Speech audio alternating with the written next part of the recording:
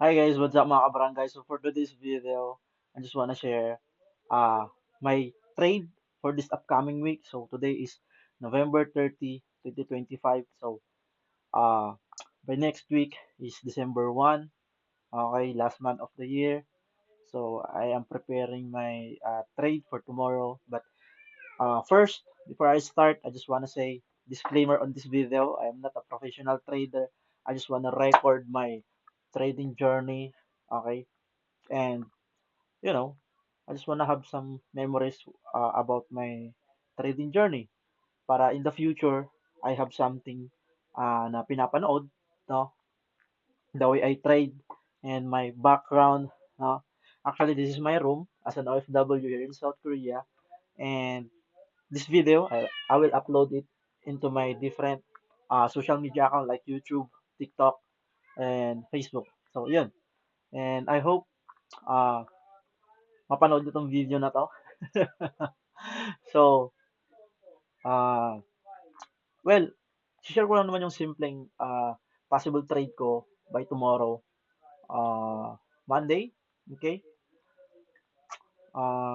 And at the same time, I'm going to use top-down analysis, price action, mm, higher time frame, so liquidity, ICT concept, no? Papakita ko siya sa inyo kung paano ko siya ginagawa. Pero syempre, you can uh, have an idea the way I trade and at the same time, uh, you can learn, no? The way I trade. Pero syempre, magkaiba pa rin tayo ng experience sa market, psychology, emotions, the way I trade, the way you trade. Well, this video is for my own personal memories, no, in the future, as I said, no? So, ayun, let's go. This is my first trading uh, video na ipapakita yung parang maayos-ayos yung pagcha-chart, no? Which is may mga uploaded video naman ako sa social media, no? Pero this is my first time na gumawa ng ganitong klaseng content randomly kasi wala akong maisip na may upload or content ko. Why not gawa ko ng random video, no? About sa pagte-trade ko, no? So, tara, let's go. Try natin. Kasi inaaral ko rin mga screen recording sa laptop kanina, no? Let's go. Hi guys, we are already here in our chart, okay? I'm recording this one on my laptop. So, currently my unit or my uh, trading body, okay, it's a MacBook Air M2. So, you know, let's use a naked chart. So, as you can see, the price action is parabolic. But, we need to focus on the present price action. So, ako kasi, no, nagfo-focus ako sa present price action, no? Kung ano yung nakikita ko and naiintindihan ko sa market. Ngayon, pag nalilito ako, no? Pag nalilito ako, kiniklear ko yung chart ko. I always clear my chart, naked chart. Then, iintindihin ko siya ano yung mga possible na galaw. So, right now, we'll do a top-down analysis. This is a weekly chart. So, as you can see, may double top tayo dito. And, I mostly use horizontal line kapag pagdating sa top-down analysis, okay? So, from weekly, daily, 4 hours, 1 hour, 30 minutes, 15 minutes, 5 minutes, 3 minutes, and 1 minute. Depende yon sa mga setup na nakikita ko. So, kung gusto kong makasabay sa market, kung scalp, day trade man yan, yung mga possible price movement niya in the future, tina-top down analysis ko siya para makakita ako ng maraming entries if ever man. No? So, this is how I trade. Okay? Top down analysis. So, let's use horizontal line. So, nagplot ako dito, no? Bakit ako nagplot dito? Kasi maraming nag-close na candle dito. So, yung weekly bearish candle, nag-close siya dito sa area na to. And meron tayong pin bar, maybe pin bar yung tawag nila dito. Okay, I don't know this candle name, basta. So, nandyan lang din siya, naglaro lang din siya sa horizontal line natin, and yung bullish weekly candle natin, naglaro lang din dyan. Okay, dito yung open, pag bullish yung candle, sa lower area yan nag-open. Okay, and yung weekly candle natin next, hindi niya na break, no? And magpa-plot tayo ng fair value gap. As you can see, we have a fair value gap here. So, that's a weekly fair value gap. So, yung weekly fair value gap, nag-retest siya 1, 2, 3, 4. So, 4 times nag-retest yung fair value gap. And at the same time, we will plot another one. This one. So, yung weekly candle natin, yung previous, no, yung last weekly candle natin is bullish. So, plot natin yung sa baba, kung saan siya nag-open. Okay.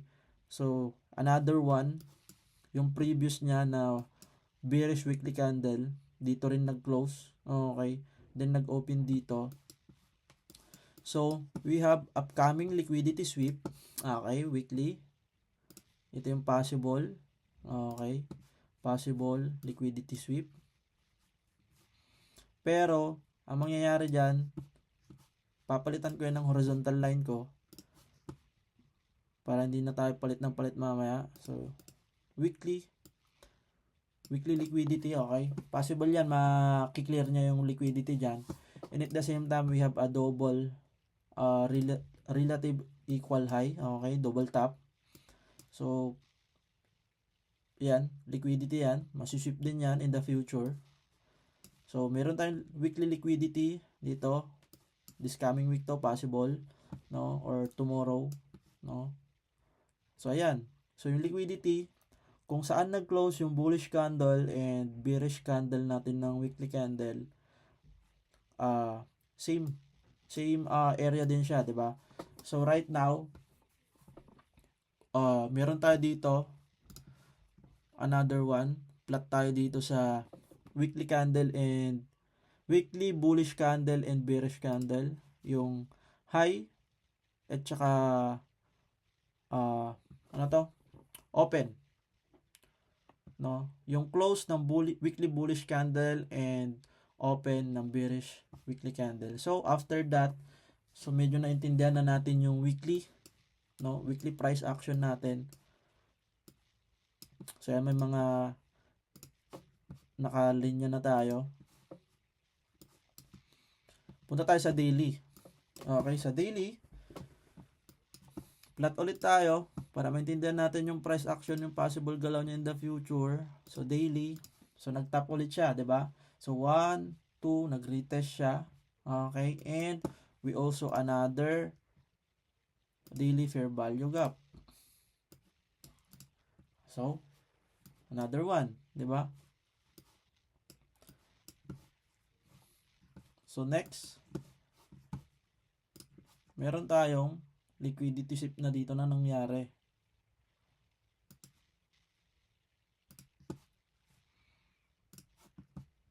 Sa daily natin. Okay. And this previous daily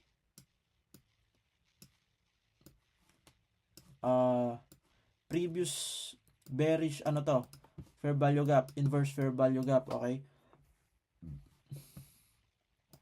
So, after fulfilled yung mga orders dito, yung gap na to, okay? So, bumaba siya, no? Pagkahit nung daily fair value gap, hindi niya na-break itong previous weekly and daily fair value gap. So, nag-trade siya dito, niretest yung daily fair value gap. Okay? So, baba tayo ng 4-hour 4-hour time frame. Okay? So, sa 4 hours time frame, no, makikita rin natin dito yung liquidity sweep. So as you can see, no, hindi pa nakiklear yung liquidity dito. So, plot tayo, may fair value gap dito. Possible na puntahan ng price after masip itong liquidity na to. Possible bumaba yan. And we also have a 4 hours fair value gap here. So, na-fulfill yung fair value gap. Okay. Pero, possible balikan niya to. Magiging liquidity to. No? Inside the fair value gap, no, merong liquidity dyan na binabalikan. For me, yun yung thoughts ko, no? Based on my personal experience. Kasi nire-retest niya to. No? After mag-pump niyan, dito sa fair value gap na to, i-retest niya yan. So, as you can see, yung mga weekly and daily fair value gap dyan, nire-retest niya. So, pwede kang mag-re-entry, no? And this one, dito, 4 hours fair value gap, no, fair hours fair value gap, kung gusto mong maka-entry ng malalim-lalim dito. Actually, may entry ako dito last week.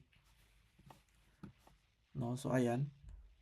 Na nagkakaroon na tayo ng familiarity, ano. So, yung daily natin, alisin natin tong gray box natin sa daily inverse fair value gap. Gawa tayo ng 4 hour fair value gap kasi na-retest niya, 'di ba? Alisin din natin 'to. Itong gray box para medyo malinis-linis. Kapag medyo nalilito ka na, pero kapag nakapag-plot ka na ng mga tools mo sa chart mo, sa naked chart mo, pag nakapag-plot ka na diyan, tapos pag bumababa na ako sa lower time frame, inaalis ko na yung mga ibang drawing ng chart ko, no? Kung saan na ako mas naliliwanagan sa chart. So, let's go into 1 hour time frame. So, in a 1 hour time frame, we also a fair value gap here na retest. So, alisin natin yung 4 hours muna. Or, dyan na muna para makita nyo. So, marami tayong fair value gap dito. Pero yung fair value gap na 1 hour, no, na-retest niya kasi, no. Pwede rin gawin mo dito, yan, no. Fair value gap dito sa taas, no. Pero yung fair value gap sa gitna, mostly pinupuntahan niya kasi gitna. Pwede rin dito, yung fair value gap dito. Pero yung confluence lang to, no. Confluence lang. Niretest niya yung fair value gap dito, binalance niya yung price. Okay, so niretest niya yung 4 hours, 1 hour, no, and yung fair value gap dito, break niya. Okay, so na-break siya. Okay, so ang mangyayari dyan, break niya yung fair value gap. So, nag-aantay tayo, possible this coming Monday, maghahanap tayo ng mga possible entry natin for buy. Pero kung may pwede tayong makitang scalp position sa mga lower time frame, why not? Entry tayo. Okay.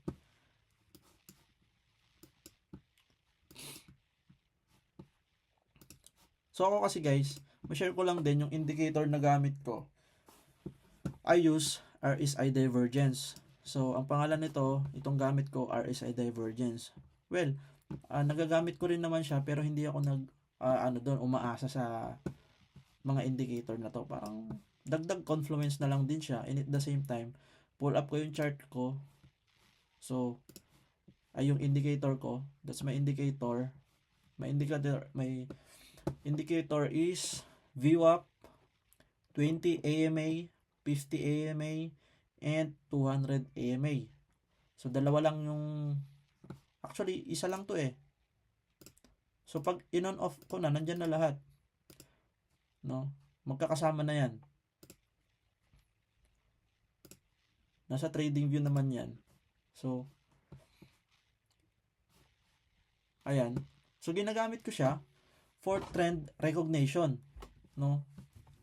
Minsan nagiging trend line din siya pag nag-break. For example, ayan, break niya, 'di ba? Pero kapag medyo masyado nang makalat yung chart mo, yung chart ko, inaalis ko 'yan. Kasi mas naliliwanagan ako pag yung chart ko ay malinis. Okay? So, yan. Ito yung another POI natin for buy position dito sa area na to.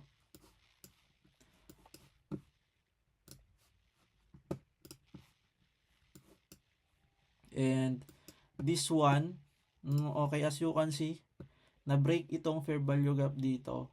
And this area, gusto ko siyang gawing buy area. Okay, so may possible buy position tayo dito na POI with liquidity. And we also have strong, no, order block or demand, no, demand area for hours order block. Pero kung sa lower time frame may makikita ka pa dyan na pwedeng entryhan dito sa area na to, why not, no? So we already have first one liquidity sweep, pero nag-continue pa rin siya. Itong area na to, we'll see, let's see this coming Monday, this coming week, kung anong mangyayaring reaction dito sa area na to. Pag na-break niya yan, guys, pag na-break niya yan, nag-liquidity sweep dito, tapos yung price niya, dumiretso pataas, niretest niya tong area na to, na ba? For example, ayan, itong double tap dito, break niya yan, nag-retest, okay, tapos yung galaw nung candle, yung price action niya, no, hindi na siya bumaba pa dito. So possible may trend continuation siya for me, okay, for me. Ayan, so resistance na rin to, no? So ito, we'll see kung ano maging reaction niya dito sa area na to. Possible, if ever, malay natin, pagkapasok ng price action dito sa fair value gap na to, nitong 4 hours na to, bumaba siya dito, no? Maglalaro siya dito sa mga area na to. So ganyan kasi ako mag TA. Pero itong inexplain ko nung una, yung top-down analysis, gumamit ng horizontal line about sa weekly open and close, no, na mga area. Parang na-discover ko na lang din siya along the way pagdating sa mga horizontal line na yan, no? Kasi tools din naman siya sa trading view. Na-discover ko na lang din siya by my own dun sa mga weekly time frame niya na open and close na area, no? Kaya ginamit ko na siya. Nakakadagdag siya ng confluence for me, no? So, into 1 hour chart, so itong area na to, may resistance breakout din naman dito, oh. 'Di ba? Tignan natin yung reaction ng indicator ko. So ayan.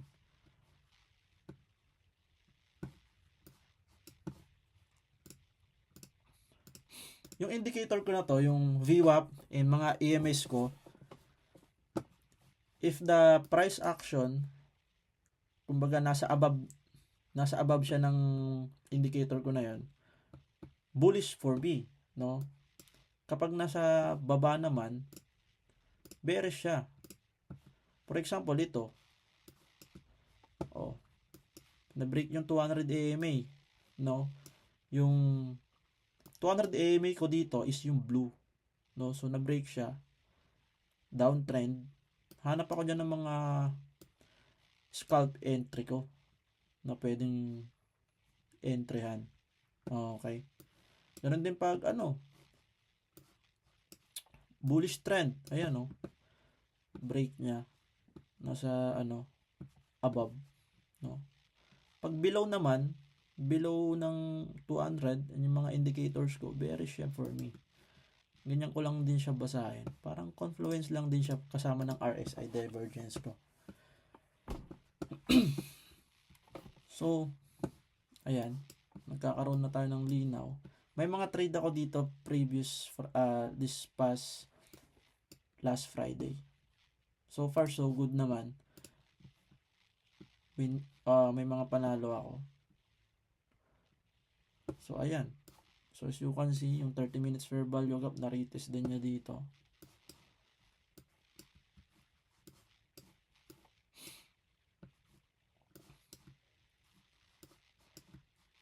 And minsan, yung candle na nag-fulfill ng fair value gap, for example, itong candle na to, based on my observation nagiging order block to. May reaction siya dyan.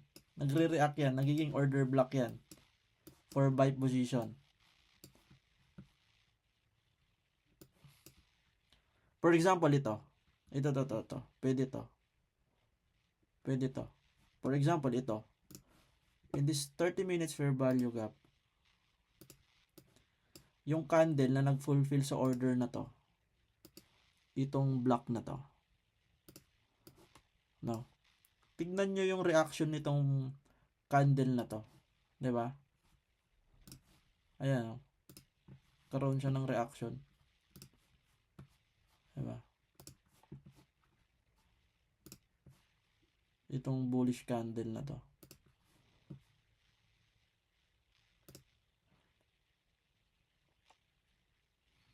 Diba? Nagkaroon siya ng reaction. So yun lang, na-share ko lang din yung observation ko sa market and price action niya. This is a gold pair guys Hindi ko pala na-share na gold itong tinitrade ko.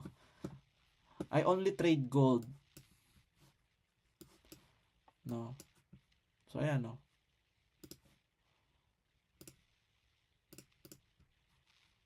Ginagawa ko rin confluence tong mga to guys.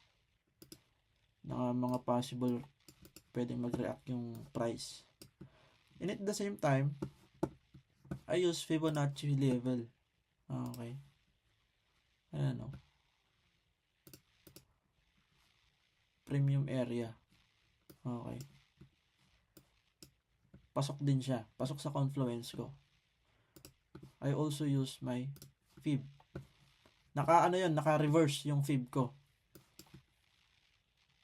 Yung tinatandaan ko lang doon yung linya niya, yung line. Okay. So, ayan. So, we have a point of interest dito sa fair value gap na to. No? Pag nagkaroon yan ng reaction, pababa, no? Break of structure for bearish, tapos nagkaroon ng 15 minutes fair value gap to 5 minutes fair value gap, i-entryhan ko yun for scalp 1:2, no? For buy naman, kung may mga possible na buy na 1:3, kukunin ko yun, no? So yun lang. So may mga upcoming news tayo. December 2, 12 AM.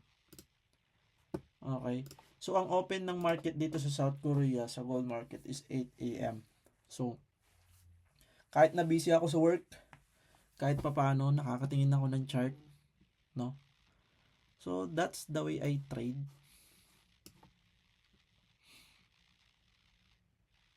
So, kung may hindi ka naintindihan, comment ka sa comment section. Just let me know.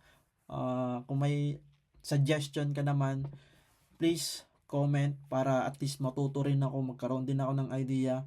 And again, disclaimer, I'm not a pro trader. I'm just also struggling trader na gustong maging consistent profitable trader. Anyway, I use 0.5 to 1% per trade. And I'm still making mistake. I'm still learning. So, that's trading no? Trading is lifetime learning, lifetime process. No? My only goal is to show up, be consistent, and not give up in this journey. Kasi, pag nag-give up ako sa market, pag guminto ako sa pagtitrade, yung mga talo ko for the past few years, hindi ko mababawi yon. And right now, on my 7th year, is nakakakita na ako ng kunting liwanag sa madilim na mahabang tunnel. Okay? So, kahit papaano, nakapag-withdraw na ako ng 6 digits sa pagtitrade ko. And also, I trade crypto. And bago lang din ako sa forex market. Okay? So, nakakapag-withdraw na ako sa crypto kung saan nasunugan din ako ng millions, malaki-laki. And kahit papaano, nakakapag-withdraw na ako doon. Napakasarap sa pakiramdam na makapag-withdraw ka, ay yung winidraw mo, maibili mo ng gamit sa bahay para at least may remembrance ka na, oh, galing sa trading tong gamit na to. Okay? So, my next goal by next year is to get a payout on a funded account. So, this year 2025 kasi ang iginol ko before is to be a funded trader, and also nahihirapan akong makapag-payout, no. As I said, I'm still making mistake, no. Nag-overtrade ako and nag-over risk, which is may strategy na ako sa technical analysis, pero pagdating sa risk management, doon ako pumapalpak. So I just wanna be honest with you guys. If you are watching right now, I'm still not getting a first payout on my funded account. Actually, I'm already a funded account, 100k, and I'm still trading the account. No, almost 2 months na siya. No.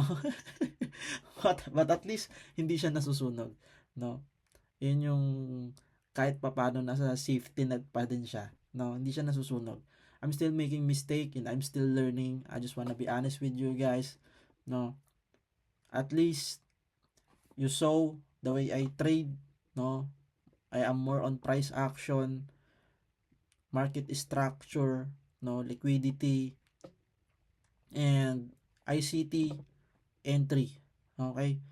I am more fair value gap nag-i-entry, and sometimes order block, demand, support, mga ganun, no? Anyway, until my next video, guys. It's late na rin, I need to sleep, and maaga pa ako bukas bibiyahe papuntang trabaho, and hopefully, no, my goal in the future is to become a full-time trader. No, that's my long-term goal. I don't know when, no, I don't know when, what year, what month, no, but I have a goal. Once na na-hit ko yung goal ko na yon, then I'm good, no, I'm good na sa trading journey ko. And pag pagiging OFW ko, no, as long as na pagbigyan ako ni Lord in God's will to all of my plans. So yun lang. Last advice is don't stop, no, never give up. Kung nagti-trade ka na ngayon, you'll never know, no, yung last trade mo, no, yung last month mo na career mo, yun na pala yung breakthrough mo. And I'm still believe on that, okay? Kasi ako yung taong wala sa prinsipyo ko yung sumuko once na alam ko yung patutunguhan. Hindi ko siya titigilan. So, you need to have a self-belief, self-confident on yourself, no? You need to have a positive thoughts always. You need to be a positive thinker, no? Why you need to have a self-belief? Well, we know trading is hard, no? How stressful it is, no? How draining it is, no? So you need to detach yourself on those negative things and to your losses, but always recognize your losses and mistakes, no? Ayun lang muna, and tsaka ko na itutuloy yung iba ko pang content. I just wanna na create this kind of content for the first time, ano. I hope you like it, guys. If you have any suggestion or negative comment, just comment below. I will read it. Okay? No hard feelings. Okay? Comment lang kayo kung may suggestion kayo, no? Makikinig ako. And thank you for watching, guys. No? Until my next video. God bless. See you.